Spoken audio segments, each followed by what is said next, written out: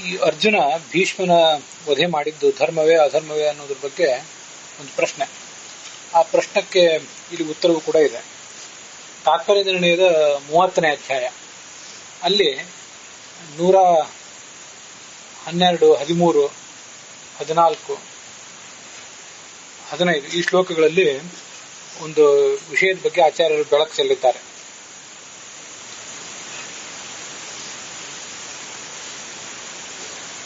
ಈ ಅರ್ಜುನ ಬಬ್ರುವಾಹನನ ಜೊತೆ ಯುದ್ಧ ಮಾಡಿ ಮೂರ್ಛೆ ಹೋದ. ಇದು ಎಲ್ಲಿಗೂ ಕೂಡ ಗೊತ್ತಿದೆ. ಅದು ಯಾಕೆ ಅರ್ಜುನನಿಗೆ ಅಂತ ಒಂದು ಪರಾಭವ ಆಯಿತು ಅನ್ನೋದ್ರ ಬಗ್ಗೆ ಒಂದು ಸಂಗತಿ. ಸುರಲೋಕೆ ಸುರೈ ಪ್ರೋಕ್ತಂ ಭೀಷ್ಮಾದ್ಯ ನಾತಿ ಧರ್ಮತಃ ಯುದ್ಧ ಯದ್ಧತಾಸ್ತೇನ ದೋಷೇಣ ಪಾರ್ಥಸ್ತೇನ ಅತಿವೇದನಾ ರಣೇ ವ್ರಜೇದಿತಿ ನತ ಪರತಸ್ಯಾದಿತಿ ಹ್ಯಹಂ. ಅರ್ಜುನ ಭೀಷ್ಮನ ಹತ್ಯೆ ಮಾಡಿದ್ನಲ್ಲ, ಅದವನು ಮಾಡಿದ್ದು ಪೂರ್ಣ ಧರ್ಮಾನುಸಾರವಾಗಲಿಲ್ಲ. ಅದಕ್ಕಾಗಿ ಕುಪಿತರಾದಂತಹ ದೇವತೆಗಳು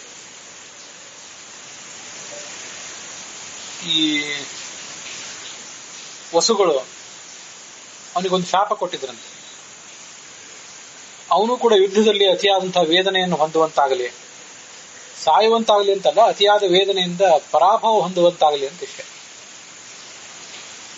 ಇಂಥ ಒಂದು ಪರಾಭವ ಅರ್ಜುನನಿಗೆ ಕಟ್ಟಿಟ್ಟದ್ದಾಗಿತ್ತು. ಆದರೆ ಆ ಪರಾಭವ ಮತ್ತೊಬ್ಬರು ಯಾರಾದ್ರಿಂದಾದ್ರೂ ಆಗಿದ್ದರೆ ಅರ್ಜುನನ ಕೀರ್ತಿ ನಷ್ಟ ಆಗ್ತಿತ್ತು.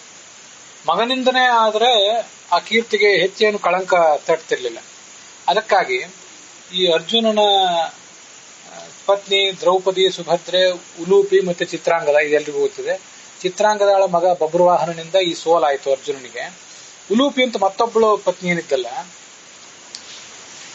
ಅರ್ಜುನನ ಮಗನ ತಾಯಿ, ಆ ಉಲೂಪಿ ಅರ್ಜುನನನ್ನ ಮದುವೆ ಮಾಡಿಕೊಂಡಿರಲಿಲ್ಲ.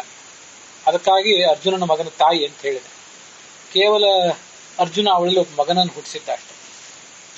ಆ ದೇವತೆಗಳ ಬಳಿಗೆ ಅವಳು ಹೋದ್ಲಂತೆ.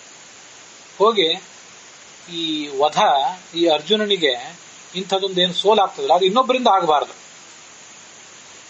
ಅಂತ ಅವಳೊಂದು ತಿದ್ದುಪಡಿ ತಂದ್ಲಂತೆ ಆ ವರಕ್ಕೆ.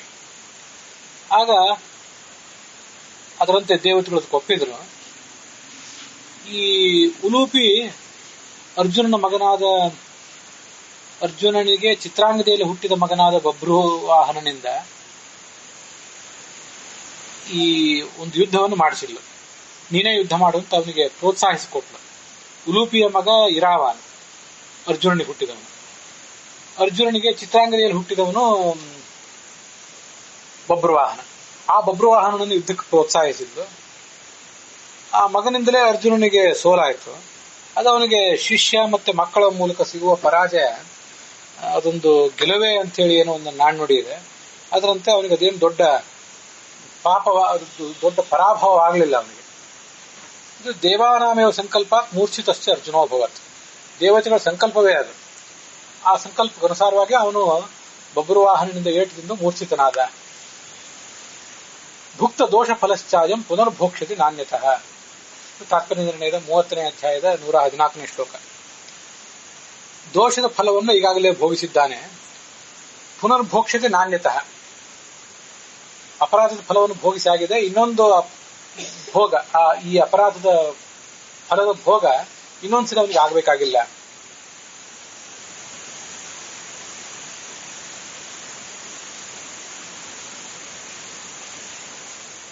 ಇಲ್ಲಿ ನಾವು ಎದುರಿಸುವಂತಹ ಒಂದು ಪ್ರಶ್ನೆ, ಅರ್ಜುನ ಭೀಷ್ಮನನ್ನು ಕೊಂದದ್ದೇನಿದೆ ಅದು ಧರ್ಮವೇ ಆಗಿತ್ತಲ್ಲ. ಯಾಕೆಂದ್ರೆ ಪಾಪಿಗಳನ್ನು ಮತ್ತು ಅವರ ಸಹಾಯಕರನ್ನು ಕೊಂದರೆ ಹೇಗೆ ಕೊಂದರೂ ಅದೇನು ದೋಷ ಅಲ್ಲ ಅಂತ ಕೃಷ್ಣ ಧರ್ಮರಾಜನಿಗೆ, ಅರ್ಜುನಾದಿಗಳಿಗೆ ಹಿಂದೆ ಹೇಳ್ತಾನೆ ಇದ್ದಾನೆ. ನಾರಾಯಣ ಬಿಟ್ಟು ತದ ರುಬಂಧ್ಯ ನಿಗ್ರಹ ಧರ್ಮ ಅಂತಾನೆ ಶಾಸ್ತ್ರದ ಸಾರವಾಗಿದೆ. ಆದ್ರಿಂದ ಧರ್ಮದಿಂದಲೇ ಭೀಷ್ಮನನ್ನು ಅರ್ಜುನ ಕೊಂದಂತಾಯಿತು. ಮತ್ತೆ ಅರ್ಜುನ ಅಪರೋಕ್ಷ ಜ್ಞಾನಿ ಬೇರೆ, ಅವನಿಗೆ ಅಂಥ ಯಾವುದೇ ಲೇಪ ಅಂಟೋದಿಲ್ಲ. ಈ ಲೇಪ ಅಂಟುವುದಿದ್ರು ಸ್ವಲ್ಪ ಸಮಸ್ಯೆ ಆಗುವುದಿದ್ರು ಅಪರೋಕ್ಷ ಜ್ಞಾನಿಗಳಿಗೆ ಏನ್ ಸಮಸ್ಯೆ ಆಗ್ತದಂದ್ರೆ, ತಮಗಿಂತ ಜ್ಯೇಷ್ಠರಾದವರಿಗೆ ಏನಾದರೂ ಒಂದು ಅಪರಾಧ ಎಸಗಿದ್ರೆ, ತಮಗಿಂತ ಶ್ರೇಷ್ಠರಾದವರಿಗೆ ಅಪರಾಧ ಎಸಗಿದ್ರೆ ಅದರಿಂದ ಅವರಿಗೆ ಸಮಸ್ಯೆ ಆಗ್ತದೆ. ಹೊರತು ತಮಗಿಂತ ಕೆಳಗಿನವರ ವಿಷಯದಲ್ಲಿ ಏನಾದರೂ ಒಂದು ತಪ್ಪು ನಡೆದ್ರೆ ಅದರಿಂದ ಈ ಅಪರೋಕ್ಷ ಜ್ಞಾನಿಗಳಾದವರಿಗೆ, ಭಗವಂತನನ್ನು ಕಂಡ ವ್ಯಕ್ತಿಗಳಿಗೆ ಏನೂ ಆಗೋದಿಲ್ಲ. ಆದ್ರಿಂದ ಈ ಅಷ್ಟವಸುಗಳಲ್ಲಿ ಒಬ್ಬನೇ ಈ ಭೀಷ್ಮ ಅಲ್ವಾ. ಆ ಭೀಷ್ಮ ಹೀಗೆ ಸತ್ತದ್ದನ್ನು ನೋಡಿ ಆ ವಸುಗಳೇನು ಶಾಪ ಕೊಟ್ಟಿದ್ರಲ್ಲ, ಅದು ಪ್ರೀತಿಯಿಂದ ಮತ್ತೆ ಅಸುರಾವೇಶದಿಂದ, ತಮ್ಮಲ್ಲಿ ಒಬ್ಬನಾದಂತಹ ಭೀಷ್ಮನನ್ನು ಹೀಗೆ ಕೊಂದಲ್ಲ ಈ ಅರ್ಜುನ ಅಂತ ಪ್ರೀತಿಯಿಂದ, ಆ ಭೀಷ್ಮನ ಬಗ್ಗೆ ಇದ್ದ ಪ್ರೀತಿ ಮತ್ತು ಅಸುರಾವೇಶ, ಹೀಗೆ ಶಾಪ ಕೊಡಬಾರ್ದಿತ್ತು, ಅವರು ಅರ್ಜುನನಿಗೆ ಶಾಪ ಕೊಡಬಾರ್ದಿತ್ತು. ಇದೆಲ್ಲ ಅಸುರಾವೇಶ ಅಂತ ತಿಳ್ಕೊಳ್ಬೇಕು. ದೇವತೆಗಳಿಗೂ, ಅನೇಕ ದೊಡ್ಡ ದೊಡ್ಡ ದೇವತೆಗಳಿಗೂ ಕೂಡ ಇಂಥದೊಂದು ಮನಸ್ಸಿನ ಮಾಲಿನ್ಯ ಉಂಟಾಗಿ ಇಂಥ ಸಮಸ್ಯೆ ಆಗೇ ಆಗ್ತಿರ್ತದೆ ಅವರಿಗೆ ಅಂತ. ಅದನ್ನ ವಾದಿರಾಜ ಸ್ವಾಮಿಗಳ ಪ್ರಮಾಣ ಸಂಗ್ರಹ ಅಂತ ಕಾಣಿಸ್ತದೆ. ವಾದಿರಾಜ ಸ್ವಾಮಿಗಳು ಹೌದೋ ಇಲ್ಲೋ ಗೊತ್ತಿಲ್ಲ, ಅಂತ ಪ್ರಮಾಣ ಸಂಗ್ರಹ ಅನ್ನೋದನ್ನ ನಮ್ಮ ಗುರುಗಳು ಹಯೋಧನ ಪುರಾಣಿಕರು ಅಲ್ಲಿ ಉಲ್ಲೇಖಿಸಿದ್ದಾರೆ. ಅರ್ಜುನನಿಗೆ ಮೂರ್ಛೆ ಬಂದದ್ದು ಯಾವ ಕಾರಣದಿಂದ? ಅವನ ಪ್ರಾರಬ್ಧ ಕರ್ಮದಿಂದ. ಈಗ ಅರ್ಜುನನಿಗೆ ಮೂರ್ಛೆ ಬರ್ಲಿಕ್ಕೆ ಅವನು ಭೀಷ್ಮನನ್ನು ಕೊಂದ ಕಾರಣದಿಂದ ಅಲ್ಲ. ಈಗಾಗಲೇ ಅರ್ಜುನನಿಗೆ ಅಪರೋಕ್ಷ ಜ್ಞಾನ ಬಂದಾಗಿದೆ, ಅಪರೋಕ್ಷ ಜ್ಞಾನಿಯೇ ಅವನು. ಅಪರೋಕ್ಷ ಜ್ಞಾನಿಯಾದ ಅರ್ಜುನ ಈಗ ಭೀಷ್ಮನನ್ನು ಕೊಂದದ್ದಕ್ಕೆ ಪ್ರತಿಫಲವಾಗಿ ಅವನಿಗೆ ಮೂರ್ಛೆ ಬರಬೇಕಾಗಿಲ್ಲ. ಅಪರೋಕ್ಷ ಜ್ಞಾನ ಬರೋಕ್ಕಿಂತ ಮುಂಚೆ ಆತ ಮಾಡಿದ ಅನೇಕ ಕರ್ಮಗಳೇನಿರ್ತವೆ, ಆ ಕರ್ಮಗಳ ಪ್ರಾರಬ್ಧದ ಫಲವಾಗಿ ಅವನಿಗೀಗ ಮೂರ್ಛೆ ಬಂದಿತ್ತಷ್ಟೆ. ಆ ಪ್ರಾರಬ್ಧ ತೀರಿತು, ಅದನ್ನೇ ಭುಕ್ತ ದೋಷ ಫಲಶ್ಚಾಯಂ, ಅವನಿಗೆ ಆ ಪ್ರಾರಬ್ಧದ ದೋಷ ತೀರಿತು, ಇನ್ನು ಮುಂದೆ ಮತ್ತೊಂದ್ಸರಿ ಅದನ್ನ ಆತ ಅನುಭವಿಸಬೇಕಾಗಿಲ್ಲ ಅಂತ ಪುನರ್ಭೋಕ್ಷತೆ ನಾಣ್ಯತಃ ಅಂತ ವರ್ಣನೆ ಮಾಡಿದ್ದಾರೆ. ಇದು ಆ ಪ್ರಮಾಣ ವಚನ ಸಂಗ್ರಹದಲ್ಲಿ ಉದ್ಧರಿಸಿದ್ದಾರೆ. ನಾರಾಯಣನನ್ನ, ಭಗವಂತನನ್ನು ಯಾರು ದ್ವೇಷಿಸ್ತಾರೆ ಅವನನ್ನು ಕೊಂದದ್ದು ಅದೊಂದು ತಪ್ಪಲ್ಲ, ಕೊಂದದ್ದೇನು ತಪ್ಪಲ್ಲ. ಭಗವಂತನ ದ್ವೇಷಿಗಳಾಗ್ಲಿ, ಆ ದ್ವೇಷಿಗಳ ಸಹಾಯಕರನ್ನಾಗಲಿ ಕೊಂದ್ರೆ ಅದು ಯಾವುದೇ ತಪ್ಪಲ್ಲ ಅಂತ ಶಾಸ್ತ್ರದಲ್ಲಿ ಕಂಡು ಬಂದಿದೆ. ಆದ್ರಿಂದ ಅರ್ಜುನ ಮಾಡಿದ್ದು ಹೇಗೆ ತಪ್ಪು ಅಂತಂದ್ರೆ, ತಪ್ಪೇನಲ್ಲ, ಭೀಷ್ಮನ ಬಗ್ಗೆ ಅಂತಹದೊಂದು ಸ್ನೇಹ ಇತ್ತು ಅವರಿಗೆ, ಆ ವಸುಗಳಿಗೆ, ಆದ್ರಿಂದ ಅವ್ರು ಶಾಪ ಕೊಟ್ಟಿದ್ರಷ್ಟೇ ಅಂತ ಅಲ್ಲಿ ಆ ಪ್ರಮಾಣ ವಚನ ಸಂಗ್ರಹದಲ್ಲಿ ಹೇಳಿದ್ದಾರೆ. ಇದ್ರ ಬಗ್ಗೆ ನನ್ನದೊಂದು ಅಭಿಪ್ರಾಯ ಹೀಗಿದೆ. ಈ ಭಗವಂತನ ದ್ವೇಷಗಳನ್ನ, ಅವರ ಸಹಾಯಕರನ್ನ ಕೊಲ್ಲುವಂತಹ ಕೆಲಸದಲ್ಲಿ ಭೀಮಾದಿಗಳು ಅರ್ಜುನಾದಿಗಳೇನು ತೊಡಗಿರ್ತಾರಲ್ಲ, ಅದರಲ್ಲಿ ಭೀಮ ಆ ಕಾರ್ಯ ಮಾಡುವುದಕ್ಕೂ ಅರ್ಜುನ ಮತ್ತು ಯುಧಿಷ್ಠಿರಾದಿಗಳು ಆ ಕಾರ್ಯ ಮಾಡುವುದಕ್ಕೂ ಸ್ವಲ್ಪ ವ್ಯತ್ಯಾಸ ಇದೆ. ಭಗವಂತನ ಭಕ್ತರನ್ನ ದ್ವೇಷಿಸುವವರನ್ನ ಭೀಷ್ಮ ಅತ್ಯಂತ ನಿರಹಂಕಾರ ಬುದ್ಧಿಯಿಂದ, ನಾನಿದನ್ನು ಮಾಡಿಲ್ಲ, ಇದು ಭಗವಂತನ ಪೂಜಾ ಅಂತ ಅವನು ಸ್ಪಷ್ಟವಾಗಿ ತಿಳುವಳಿಕೆಯಿಂದ ಮಾಡ್ತಾನೆ.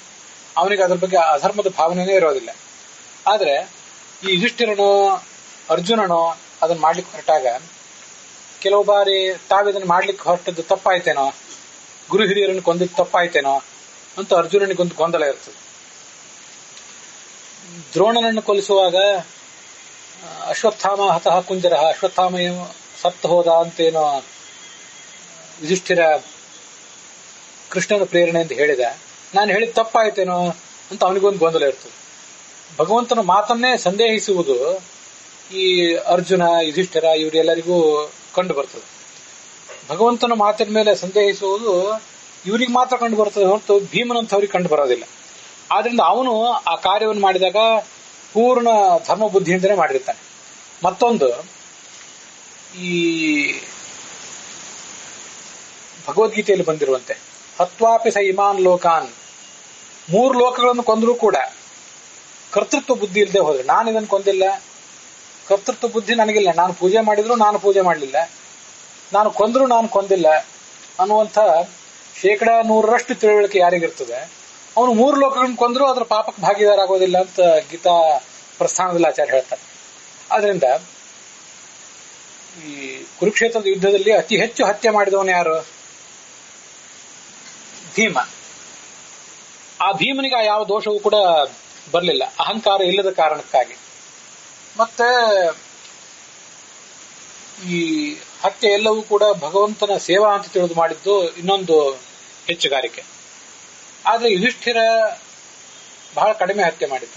ಅವನಿಗಿಂತ ಹೆಚ್ಚು ಹತ್ಯೆ ಮಾಡಿದವನು, ಭೀಮನಿಗಿಂತ ಕಡಿಮೆ ಹತ್ಯೆ ಮಾಡಿದವನು ಈ ಅರ್ಜುನ. ಅವನಿಗೆ ನಾನು ಮಾಡಿದೆ ಅನ್ನುವಂಥ ಒಂದು ಅಹಂಕಾರ ಇತ್ತು. ಆ ಅಹಂಕಾರ ಇರುವ ಕಾರಣದಿಂದಾಗಿ ಅದು ಒಂದು ರೀತಿ ಅಧರ್ಮವಾಯಿತು. ನ ಅತಿಧರ್ಮತಃ ಅಂತ ಶ್ಲೋಕ ಇದೆ ನೋಡಿ, 30ನೇ ಅಧ್ಯಾಯದಲ್ಲಿ 102ನೇ ಶ್ಲೋಕದಲ್ಲಿ. ಭೀಷ್ಮಾದಿಗಳನ್ನು ಅವನು ಕೊಂದದ್ದು ಪೂರ್ಣ ಧರ್ಮ ಆಗಲಿಲ್ಲ ಅವನ ಪಾಲಿಗೆ. ನಾವು ಹೀಗೆ ವಿಚಾರ ಮಾಡಬೇಕು. ಒಂದು ಕಾರ್ಯ ಅನ್ನೋ ದೃಷ್ಟಿಯಿಂದ ಭೀಷ್ಮಾದಿಗಳನ್ನು ವಧೆ ಮಾಡಿದ್ದು ಕಾರ್ಯ ಅನ್ನೋ ದೃಷ್ಟಿಯಿಂದ ಅದು ಧರ್ಮವೇ. ಆದ್ರೆ ಅದನ್ನು ಯಾರು ಮಾಡ್ತಾರೆ ಅನ್ನೋದ್ರ ಮೇಲೆ ಅವಲಂಬಿಸಿ ಅದು ಅಧರ್ಮವೇ ಧರ್ಮವೇ ಅಂತ ತೀರ್ಮಾನ ಆಗ್ತದೆ. ಭೀಷ್ಮಾದಿಗಳನ್ನು ಕೊಲ್ಲುವುದು ಮತ್ತೆ ಯಾರನ್ನೇ ಕೊಲ್ಲುವುದು ಯಾವುದೇ ಅಹಂಕಾರ ಬುದ್ಧಿ ಇಲ್ಲದ ಭಗವಂತನ ಸೇವಾ ಇದು ಅಂತ 100% ನಂಬಿದ ವ್ಯಕ್ತಿ ಮಾಡಿದ್ರೆ ಅದು ಪೂರ್ಣ ಧರ್ಮವೇ. ಸ್ವಲ್ಪ ಅಹಂಕಾರದಿಂದ ಕೂಡಿದಂಥ ಮತ್ತೆ ಇದು ಭಗವಂತನ ಧರ್ಮ ಹೌದೋ ಅಲ್ಲೋ ಅಂತ ಗೊಂದಲವುಳ್ಳಂಥ ವ್ಯಕ್ತಿಗಳು ಮಾಡಿದ್ರೆ ಅದು ಸ್ವಲ್ಪ ಅಧರ್ಮ ಆಗಿಬಿಡ್ತದೆ. ಅರ್ಜುನನಿಗೆ ಆ ಥರದ ಗೊಂದಲ ಇದ್ದದ್ದು, ಯುಧಿಷ್ಠಿರನಿಗೆ ಆ ಥರದ ಗೊಂದಲ ಇದ್ದದ್ದು ನಮಗೆಲ್ಲ ಗೊತ್ತಿದ್ದೇ ಇದೆ. ಇದನ್ನ ನಾವು ಭಗವದ್ಗೀತಾದ ಆರಂಭದಲ್ಲೆಲ್ಲ ನೋಡಿದ್ದೀವಿ. ಅದರಿಂದ ಅರ್ಜುನನಿಗೆ ಉಪದೇಶ ಮಾಡಬೇಕು ಅಂತಾನೆ ಭಗವದ್ಗೀತೆ ಹೊರಟಿತ್ತು.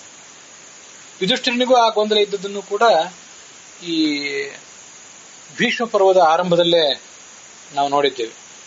ಆದ್ರಿಂದ ಭೀಷ್ಮನನ್ನ ಅರ್ಜುನ ಕೊಂದದ್ದು ಅತಿ ಧರ್ಮತಃ ಪೂರ್ಣ ಧರ್ಮವಾಗಲಿಲ್ಲ, ಕೇವಲ ಧರ್ಮದಿಂದ ವಧಿಸಲಿಲ್ಲ, ಸ್ವಲ್ಪ ಅಧರ್ಮವೂ ಅಲ್ಲಿ ಸೇರ್ಕೊಂಡಿತ್ತು ಅಂದ್ರೆ ಅದು ಆ ಕಾರ್ಯದ ಸ್ವಭಾವ ಅಲ್ಲ. ಅರ್ಜುನ ಆ ಥರ ಮಾಡಿದ್ದು ಅವನ ಸ್ವಲ್ಪ ಅಹಂಕಾರ ಅಲ್ಲಿ ಸೇರ್ಕೊಂಡಿರ್ತದೆ. ಮತ್ತೆ ಈ ಗುರು ಹಿರಿಯರನ್ನು ಕೊಂದದ್ದು ಪಾಪಮೇವಾಶ್ರಯೇದ ಸ್ಮಾನ್ ಅಂತ ಅವನೇನು ತಿಳ್ಕೊಂಡಿರ್ತಾನಲ್ಲ, ವಸ್ತುತಃ ಅವನ ಅಪರೋಕ್ಷ ಜ್ಞಾನಿಯೇ, ಅದ್ರ ಬಗ್ಗೆ ಏನು ಸಂಶಯ ಇಲ್ಲ. ಇಷ್ಟಾದ್ರೂ ಕೂಡ ನಾವಿದು ಮಾಡಿದ್ದು ಪಾಪವಾಯ್ತೇನೋ ಅನ್ನುವಂಥ ಗೊಂದಲ ಅವನಿಗಿರ್ತದೆ. ಆ ಕಾರಣಕ್ಕಾಗಿ ಅದು ಸ್ವಲ್ಪ ಅಧರ್ಮ ಆಗಿತ್ತು. ಇದರ ಜೊತೆಗೆ ಆ ಅಷ್ಟವಸುಗಳಿಗೆ, ದೇವತೆಗಳಿಗೆ ಆ ಭೀಷ್ಮನ ಬಗ್ಗೆ ಇರುವಂಥ ಸ್ನೇಹ ಅಂತ ಹೇಳ್ತಾರೆ. ಮತ್ತೆ ಆ ದೇವತೆಗಳು ತಮಗೆಲ್ಲರಿಗೂ ಹಿರಿಯನಾದಂಥ ದೇವೇಂದ್ರನ ಅಂಶ ಸಂಭೂತನಾದ ಅರ್ಜುನನಿಗೆ ಶಾಪ ಕೊಟ್ಟದ್ದು ಅಸುರಾವೇಶನೆ. ಅದರ ಬಗ್ಗೆ ಏನು ಸಂಶಯ ಇಲ್ಲ. ಕೆಲವು ಸರಿ ದೊಡ್ಡವರು ಕೂಡ ಚಿಕ್ಕವರು ಕೊಟ್ಟ ಶಾಪವನ್ನು ತಗೊಳ್ತಿರ್ತಾರಂತೆ. ಆದ್ರಿಂದ ಚಿಕ್ಕವರ ಪುಣ್ಯ ಸ್ವಲ್ಪ ಕೆಲವು ಬಾರಿ ಕ್ಷೀಣ ಆಗ್ತದೆ, ಅವರ ಪ್ರಾರಬ್ಧ ಅದರಿಂದ ತೀರ್ತದೆ. ಅವ್ರು ಕೊಟ್ಟದ್ದೇನು ಪೂರ್ಣ ಧರ್ಮದ ಕೆಲಸ ಅಲ್ಲ, ಅದು ಸ್ವಲ್ಪ ಅಧರ್ಮವೇ, ತಪ್ಪೇ ಅದು. ಆದ್ರಿಂದ ಇವನಿಗೇನು ಅಂಟೋದಿಲ್ಲ. ಅವ್ರು ಕೊಟ್ಟ ಶಾಪದಿಂದ ಇವನಿಗೆ ಬಬ್ರುವಾಹನದ ಸೋಲಾಗಿದ್ದಲ್ಲ, ಇವನಿಗೆ ಸೋಲಾಗಿದ್ದು ಇವನು ಅರ್ಜುನ ತನಗೆ ಅಪರೋಕ್ಷ ಜ್ಞಾನ ಆಗೋದಕ್ಕಿಂತ ಮುಂಚೆ ಮಾಡಿದ ಯಾವುದೋ ಪ್ರಾರಬ್ಧ ಕರ್ಮದ ಫಲದಿಂದ ತಿಳ್ಕೊಳ್ಬೇಕು. ಇದು ನನ್ನ ವಿಶ್ಲೇಷಣೆ. ಇದ್ರ ಬಗ್ಗೆ ನಿಮ್ಮ ಅಭಿಪ್ರಾಯ ನೀವು ತಿಳಿಸಬೇಕು. ತಾತ್ಪರ್ಯ ನಿರ್ಣಯದ ಪ್ರವಚನ ಇನ್ನು ಮುಂದೆ ಮಹಾಭಾರತದ ಪ್ರವಚನ ಜೊತೆಗೆ ಮುಂದೆ ಏನು ಸಾಗೋದಿದೆಯಲ್ಲ, ಅಶ್ವಮೇಧ ಯಾಗದ ಪ್ರಸಂಗದಲ್ಲಿ ಇತ್ಯಾದಿ ಕಡೆಗಳಲ್ಲಿ, ಅಲ್ಲಿ ಈ ನಮ್ಮ ಶಾಂತಿ ಪರ್ವ, ಅನುಶಾಸನ ಪರ್ವ ಇದೆಲ್ಲ ಮುಗಿದ ಮೇಲೆ ಅಶ್ವಮೇಧಿಕ ಪರ್ವದಲ್ಲಿ ಮುಂದೆ ನಾವು ಮತ್ತೊಂದು ಬಾರಿ ಇದೇ ವಿಷಯವನ್ನು ನೋಡೋರಿದ್ದೇವೆ. ಆಗ ಮತ್ತೇನಾದ್ರೂ ವಿಷಯ ಉತ್ತರ ಹೊಳೆದ್ರೆ ಮತ್ತೆ ಅದರಿಂದ ಹೇಳ್ತೇನೆ. ಈಗ ಇದ್ರ ಬಗ್ಗೆ ಪರಿಶೀಲನೆ ಮಾಡಿ, ನಾನು ಉತ್ತರವನ್ನು ಪರಿಶೀಲನೆ ಮಾಡಿ ನಿಮ್ಮ ಅಭಿಪ್ರಾಯ ತಿಳಿಸ್ತೇನೆ.